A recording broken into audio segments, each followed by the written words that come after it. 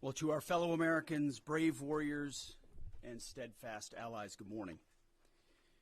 You know, as someone who led troops, led soldiers in the streets of Baghdad and Samarra, Iraq, and who trained counterinsurgents in Kabul, Afghanistan, and who still carries the weight of brothers lost to Iranian terrorist proxies, many backed by the same Iranian regime we're confronting now. This fight, Operation Epic Fury, it hits home. Our generation understands this fight. For 47 years, these barbaric savages in the Iranian regime have murdered our brothers in arms, my guys, your guys, our guys, through their terrorist proxies and cowardly attacks. Now they race toward a nuclear bomb to hold the world hostage. The Iranians have targeted and killed thousands of my American brothers. That race to a nuclear bomb, President Trump will never allow it. Not now, not ever, not on our watch. The mullahs are desperate and scrambling. Like the terrorist cowards they are, they fire missiles from schools and hospitals, deliberately targeting innocents, because they know their military is being systematically degraded and annihilated. Iran's neighbors, and in some cases former allies in the Gulf, they've abandoned them. And their proxies, Hezbollah, the Houthis, and Hamas, either broken, ineffective, or on the sidelines. Iran stands alone, and they are badly losing. On day 10 of Operation Epic Fury, we are winning with an overwhelming and unrelenting focus on our objectives, which are the same as the day I gave my first briefing here on Operation Epic Fury. They're straightforward, and we are executing them with ruthless precision. One, destroy their missile stockpiles, their missile launchers, and their defense industrial base. Missiles and their ability to make them. 2, destroy their navy. And 3, permanently deny Iran nuclear weapons forever. It's a laser-focused, maximum authority mission delivered with overwhelming and unrelenting precision. No hesitation, no half measures. As President Trump declared yesterday, we're crushing the enemy in an overwhelming display of technical skill and military force. We will not relent until the enemy is totally and decisively defeated. But we do so. We do so on our timeline and at our choosing. For example, today will be yet again our most intense day of strikes inside Iran. The most fighters, the most bombers, the most strikes, intelligence more refined and better than ever. So that's on one hand. On the other hand, the last 24 hours have seen Iran fire the lowest number of missiles they've been capable of firing yet. Just the bifurcation, just the trend lines that we talked about on our first briefing. You see, this is not 2003. This is not endless nation building under those types of quagmires we saw under Bush or Obama. It's not even close. Our generation of soldier will not let that happen again, and nor will this president, who very clearly ran against those kinds of never-ending, nebulously scoped missions. Those days are dead. Instead, we're winning decisively with brutal efficiency, total air dominance, and an unbreakable will to accomplish the president's objectives on our timeline. We stay locked on the target because here at the Department of War, that's our job. Now, the chairman and I, having just returned from Dover last night, our troops and their families and the enormous sacrifice that they make is certainly heavy on my mind. So I'll close with scripture, drawing strength from Psalm 144. Blessed be the Lord, my rock, who trains my hands for war and my fingers for battle. He is my loving God and my fortress, my stronghold and my deliverer, my shield in whom I take refuge. May the Lord grant unyielding strength and refuge to our warriors, unbreakable protection to them and our homeland, and total victory over those who seek to harm them. And amen. God bless our troops and this mission. Mr. Chairman, over to you. Thank you, Mr. Secretary, and good morning, everyone, and thank you for being here. I'm here today to continue the updates to the American people and to those in the room on Operation Epic Fury. First, let me start with honoring our fallen. As the Secretary said, on Saturday and again last night at Dover Air Force Base in Delaware, our nation's leaders honored our returning fallen as they arrived home for their final time. Last week I shared a few of the names, and today I want to share the rest. Major Jeffrey O'Brien and Chief Warrant Officer 3 Robert Marzan were the final two fallen to return home and members of the U.S. Army Reserve's 103rd Sustainment Command out of Des Moines, Iowa. Last night, as the news has been reporting, we honored the return of Staff Sergeant Benjamin Pennington of the U.S. Army's 1st Space Brigade from Fort Carson, Colorado. When I met Ben's family last night, his mom, his dad, and his sister, they showed me a picture, a drawing that Ben had made when he was in kindergarten. It was clear all the way back then that Ben wanted to do one thing in his life, and he wanted to serve his country and be a soldier. And to the Penningtons, just know how Ben was absolutely a great one. And finally, Major Sorfleet Davies, who returned home this weekend after sadly passing away from a medical condition while on duty in Kuwait. We welcome him home as well and mourn with his family. To the families and the families of all of our fallen, we share in your profound grief. The Joint Force remains eternally grateful for your sacrifice and the gift of a great example that your service members have given all of us. I want you to know that their names will never be forgotten, and you and your family are part of our Joint Force family forever. Let me talk a little bit about the progress thus far, acknowledging that Admiral Cooper will likely continue to give updates from CENTCOM. As the Secretary said, we're in the 10th, moving into the 11th day of Operation Epic Fury. The Joint Force remains focused on 3 military objectives. Continue to destroy Iranian ballistic missiles and drone capability in order to prevent attacks on the U.S. and others throughout the region. And this means attacking launch sites, command and control nodes, stockpiles before they can threaten our personnel, our facilities, and our partners.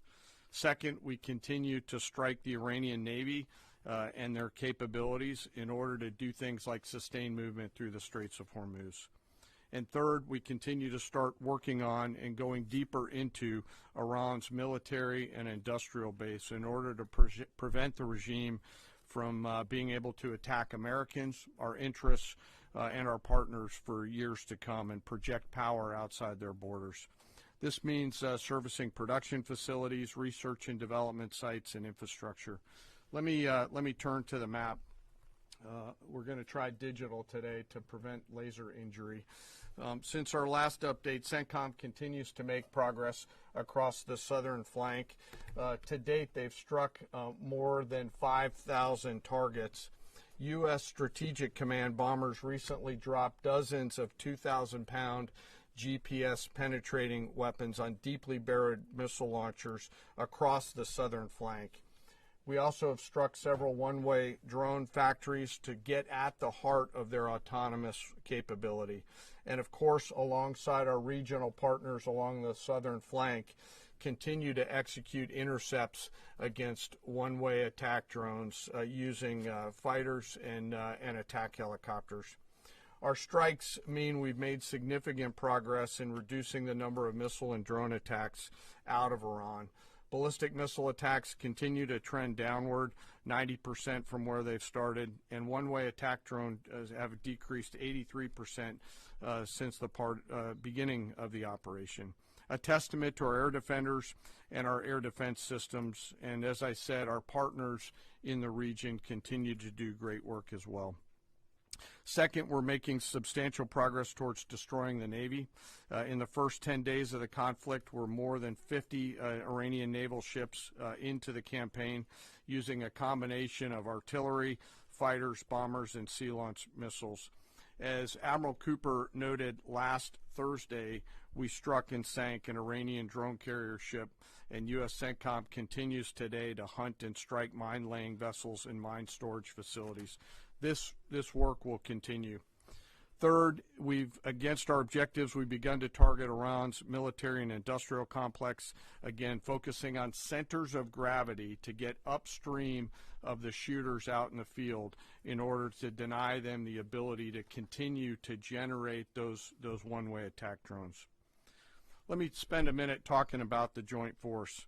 Across the area of responsibility, this is gritty and tireless work, and I cannot begin to explain how incredibly proud I am of the extraordinary courage, tenacity, and grit and professionalism within the joint force. Last time I had a chance to talk about the Army's incredible logisticians who are out there sustaining the fight. Today I want to highlight a few groups of sailors. First, I want to thank the men and women of the Ford Carrier Strike Group and their families, and let all of them know how grateful I am for their leadership and service. The crews on board this strike group have already been endured months at sea only to get their deployment extended. These exceptional Americans, rogered up, all supported by their families, continue to stand the watch, taking the fight to the enemy over and over again, night after night. Aboard ships like the USS Ford and the Abraham Lincoln are a special group of sailors I want to highlight today. These are the men and women, the sailors up on the roof running operations on the flight deck. With an average age of the early 20s, these are the unsung heroes of naval aviation. These young sailors, known for wearing yellow shirts, are in charge of the catapults, taxiing jets around on the flight deck, shooting jets off the front end, and recovering jets off the back end. They are literally involved with every single movement on the roof on an aircraft carrier. They are the last ones that a naval aviator sees before getting shot off the front end, and the first one that a naval aviator sees after safely trapping on the back end. And just for a minute, imagine you're standing on that aircraft carrier flight deck. There's 30 knots of wind in your face. The deck is slippery, covered in grease. It's noisy. There are propellers spinning. There's jet blast everywhere. The helicopters are running. Your head is on a swivel, and you're trying to direct a multi-million-dollar fighter into a 1-foot square box so that those naval aviators can be shot off into the black of night to go do America's work. Those jets are fully loaded with missiles and bombs, and they are a world-class team combined with the naval aviation and the aviators in those jets. This beautiful symphony of American spirit is the definition of perfectly organized chaos, and these crews do it every single time the carrier is at work. Oh, by the way, in the middle of the night and oftentimes in the pouring rain. These are dedicated young people who take the road less traveled to serve their great nation, doing the deeds that we need them to do. America's enlisted force is the pride of every nation's military, certainly ours, and the envy of every other one as well. Each and every one of them out there across the joint force are extraordinary, and in particular today I want to highlight the yellow shirts. Ladies and gentlemen, our work continues. It'll continue to be difficult. I ask every American to keep our deployed force and their families in our thoughts. Combat deployments can be tough on the force and the families, and it's important that we continue to remember that.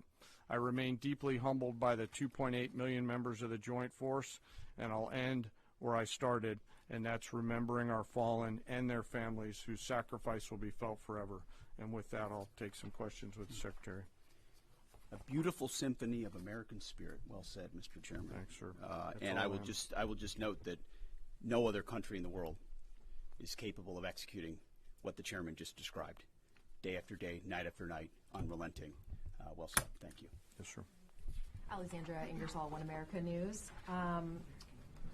You talked, Mr. Secretary, you talked at the conference in Florida on Thursday that there was a 90% missile capabilities degradation and 83% drone degradation, and I know the chairman just repeated those numbers. We've seen the most amount of fighting these past 5 days. Is there any update to those percentages? And also, are you able to give any quantification of degradation to the enemy's nuclear capabilities yet? What those numbers represent is a persistent low ability to respond, which is what we're looking for, right? It's if the enemy can simply wait and then project power, that's problematic. And we've seen some spurts here or there, but ultimately the trend lines, if you look at the charts that we look at every day, have gone like this down to a flat. It doesn't mean they won't be able to project. It doesn't mean our air defenders still don't have to defend. They do, but that is strong evidence of degradation, along with the battle damage assessment that the Joint Staff does, which takes time. You've got to look at imagery and recognize whether something's been simply degraded or it's been destroyed, or whether an underground facility has been collapsed or completely obliterated. So there's differences in how you evaluate that, but the numbers staying that low is a demonstration of the efficacy for sure. Yeah, right here. Thanks, Mr. Secretary. There's been reports that the new leader of Iran has been wounded. Do you know if this is true and what his condition is? And then another one, President Trump said he had a really good call with President Putin yesterday. Will Russia be aiding us in this conflict, and can you share anything on that? Well, the president, as I've said before, maintains strong relationships with world leaders, which creates opportunities and options for us in very dynamic ways. So the president said it was a good call. I was not on it, but those that were said it was a strong call, reaffirming hopefully the opportunity for some peace in Russia, Ukraine, and also a recognition that as it pertains to this conflict, they should not be involved. The first question was on the new leader of Iran. There's reports that he's been wounded. Oh, the new leader of Iran. He would be wise to heed the words of our president, which is to not pursue nuclear weapons and come out and state as such. As far as his status, that's not something I can comment on right now. Yeah, right here. Great. Mr. Secretary, Eric Schmidt with the New York Times. A question for you first. Last week you talked about this being the beginnings of an air campaign that could last 3 to 8 weeks. Can you give us your assessment on where we are now? And Mr. Chairman, in any conflict, the enemy or the adversary adapts to the tactics it faces. Can you talk about the most challenging adaptation the Iranian military has made to the U.S. military? What challenges are you facing most right now? Thank you. I appreciate the question. Where we are is in a very strong place, giving the President of the United States maximum options. And from the beginning, from this podium, we haven't stated how long it will take. Our will is endless. Ultimately, the President gets to determine the end state of those objectives, right? But what he's said continually, and I want the American people to understand, is this is not endless. It's not protracted. We're not allowing mission creep. The President has set a very specific mission to accomplish. And our job is to unrelentingly deliver that. Now, he gets to control the throttle. He's the one deciding, he's the one elected on behalf of the American people when we're achieving those particular objectives. And so it's not for me to posit whether it's the beginning, the middle, or the end. That's his, and he'll continue to communicate that. What we serve him as is we give him updates on a daily basis of exactly where we are so he can make that determination on the throttle. Mr. Chairman.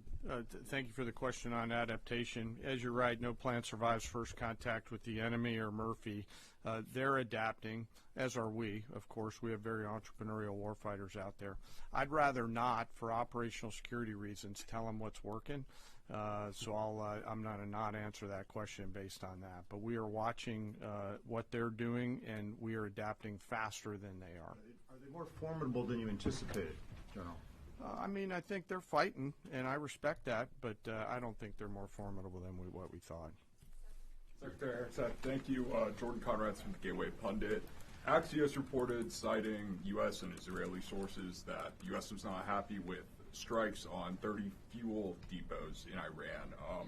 While this is anonymous sourcing, it seems kind of congruent with what President Trump said yesterday, that there's certain spots they don't want to hit relating to energy infrastructure that would take a long time to rebuild. And whether this reporting is true or not, what's your message to Americans, those who supported the president and those who aren't really in favor of this war and who worry that Israel might be taking advantage of the U.S.'s backing. And then for Mr. Chairman, for you, I wanted to ask, when you say that we're moving inland, what capabilities does Iran have to shoot down jets over their land? And would that trigger some kind of rescue operation that could risk a bigger ground operation? Well, I would just state by saying Israel's been a really strong partner in this effort. Where they have different objectives, they've pursued them. Ultimately, we've stayed focused on ours. But what Iran has felt is the power of the world's two most powerful air forces. In that particular case, those weren't our strikes or that objective, or that wasn't necessarily our objective. But the president has made it clear to those concerns that we're not getting pulled in any direction. We're leading. The president is leading. He's determining where we want to go, what the outcome will be, what the end state is, with a very keen eye. And I understand those concerns because I've heard from a lot of people who I went through 20 years of those wars myself, worried about getting dragged in, worried about mission creep, worried about nation building or democracy expansion. That's never the perspective the president has pursued on this. Just because previous presidents and previous secretaries have decided to just pour more resources and more people in toward some unguided end state doesn't mean that's the way the world needs to look today. In fact, the American people voted for a different approach. But what the president also stated from the beginning was Iran can't have a nuclear weapon.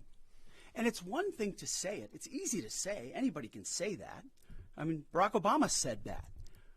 But to do something about it takes courage and resolve. But in that courage and in that resolve, you can also be very scoped in what you're trying to execute to ensure that the sacrifice of Americans, American treasure, American lives, all of those properly meet the objective that you're trying to accomplish. And certainly, as someone I talked out front about what the Iranians have done to our generation, yes, we're clear-eyed about it. But my job is to keep it scoped, given the directive of the president to accomplish the mission. Thank you for the question. Most of their higher-end surface-to-air missile systems are not factors at this point in time. We're able to move around fighters that are moving deeper with relative impunity. Always some risk out there. I don't want to say that there isn't, and we'll always maintain and retain capability of doing search and rescue type of things. But I don't want to get into the details. But thank you for the question. Shelley. Thanks, Mr. Secretary. President Trump told our team on the ground early this morning that the thing that has surprised him the most during the course of this operation so far has been the Iranian regime attacking countries that are not attacking them. I'm curious if that surprised you as well. And General, curious if you are open to the possibility of escorting vessels through the Strait of Hormuz, and if you could describe some of the challenges of doing so. Big mistake by the Iranian regime to start targeting its neighbors right away, exposing who they are and what they're all about, indiscriminate targeting, flailing recklessly at the beginning. I can't say that we anticipated necessarily that's exactly how they would react, but we knew it was a possibility. And I think it was a demonstration of the desperation of that regime then and that regime now, that they still think their pathway out is to try to alienate their Arab partners even more, who've instead decided to come to us and have been willing to go on the offense, have been giving us access, basing, and overflight in a new partnership that will continue to remake the region the way that President Trump did with the Abraham Accords. So you're pushing those countries in our direction to support this effort, further alienating Iran. And I think it's worth underscoring. I see in the media banners that say, war expanding or war spread. It's actually the opposite. It's actually quite contained, and more of those countries are coming on side, recognizing that you can't live under a conventional umbrella with nuclear ambitions with a radical regime like that. Again, properly scoping the objectives in the process. And then you want to talk about the Strait? Sure. On the potential, if tasked to escort, we'll look at the range of options to set the military conditions to be able to do that. And then, like we always do with every potential mission, come to the Secretary and the President with both what are the resources required, what is the command and control required, and what are the risks, and how do we mitigate those risks. So we're looking at a range of options there, and we'll figure out how to solve problems as they come to us. But I would reiterate also to add to what the chairman said, the truth the president posted last night about that, saying if Iran does anything to stop the flow of oil within the Strait of Hormuz, they will be hit by the United States of America 20 times harder than they have been hit thus far. He goes on to say, death, fire, and fury will rain upon them. You've seen the truth and read it. But he takes very seriously the condition of that straits. We have capabilities that no other nation on earth has, and we're certainly working with our energy partners across the administration to control for that. That's part of that scoping of this. The world needs to understand this doesn't have, this isn't intended to be, nor is it something that will expand. We know exactly what we're attempting to achieve here, scoped properly, and the American people can count on that for sure. Thank you so much, Secretary Hegseth. President Trump has long said that he wants to minimize the loss of life in war, which wherever it occurs in whatever country, which so many people obviously appreciate. Can you detail the specific measures the Pentagon is taking to minimize civilian casualties and strikes inside Iran? And secondarily, is the Pentagon prioritizing replenishment of precision-guided munitions, long-range strike weapons, or air defense interceptors? And can you share any details on which systems are being prioritized? Yeah, seeing it from the inside every single day, including this, no nation takes more precautions to ensure there's never targeting of civilians than the United States of America. From the boat strikes in the Caribbean, where every single strike is assessed to this campaign here, no nation in the history of warfare has ever attempted in every way possible to avoid civilian casualties. And frankly, that's a point that just isn't appreciated enough. Where things happen that need to be investigated, we will investigate. To the question shouted in the back, that it's not open source is not the place to determine what did or did not happen. We take things very, very seriously and investigate them thoroughly, which takes time, and which is why it does take time.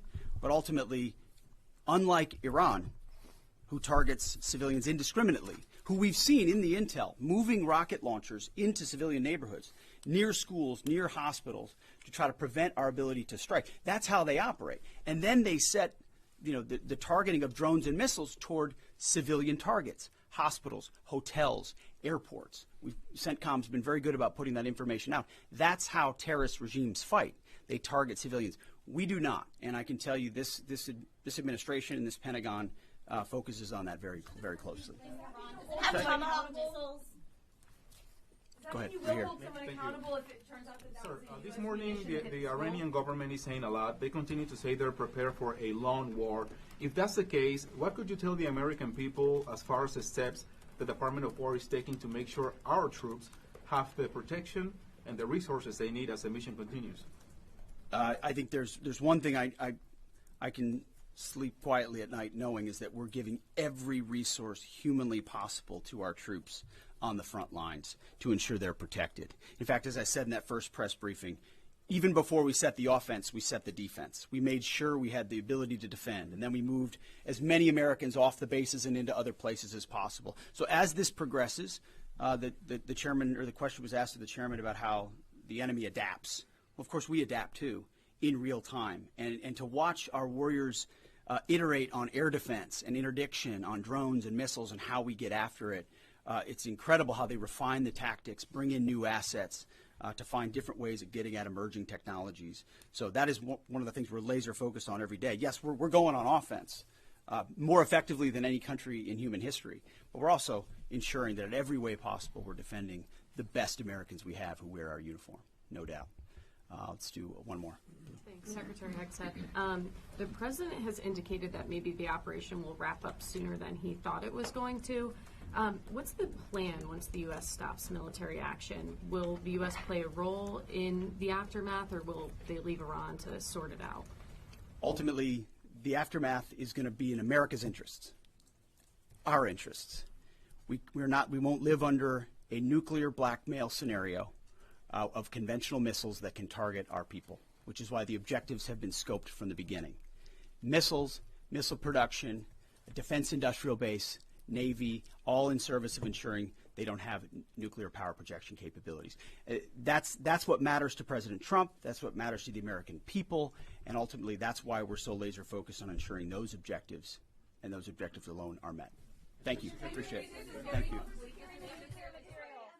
Secretary, the highly enriched uranium, who's responsible for securing it? Was it a mistake to reject Ukraine's